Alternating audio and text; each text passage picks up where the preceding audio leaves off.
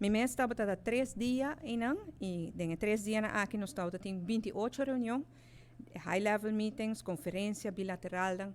E é crucial a reunião com o secretário-geral António Guterres das Nações Unidas.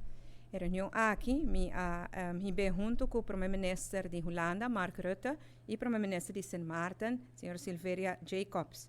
Me pensa que ainda durante a reunião aqui, nós estamos dando hope e elogio para a guia e conferência de água que toma lugar na Marte aqui, na qual Holanda a organizar e o comitê tem honor para liderar.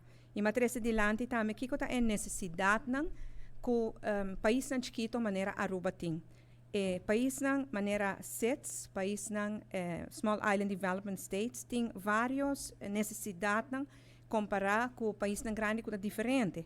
E no caso que me pedi atenção para deve não grande que o país não maneira nós tem de pandemia, de COVID. Secretário-Geral António Guterres está promotor de projeto Swap from Debt to Grant, e sei que o país não tem deve de pandemia para não tipo de dispensação e por usar a placa para invertir dentro do país mais resiliente. E esse aqui é projeto que sempre nós sostenemos, mas pedir também para, por favor, seguir, põe atenção, ênfase riba esse aqui.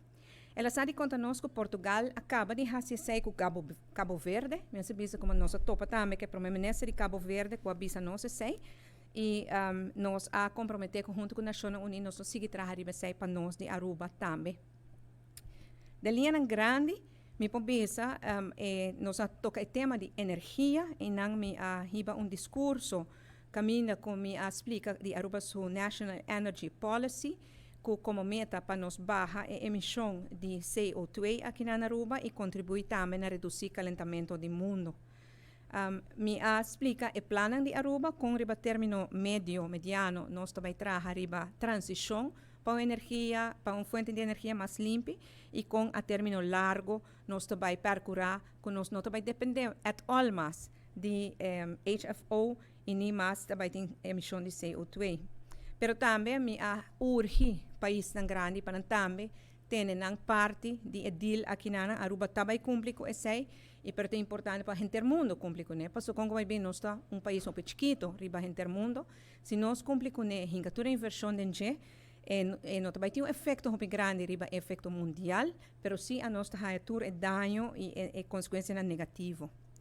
Esse é uma papel também com o klimaatgezant, que está Jaime de Bourbon de Parma, é klimaatgezant para Reino holandês, é sungo ta papel riba clima, e me pedir também para queda enfocar riba a importância de Small Island Development States, e nós temos uma boa reunião riba esse também.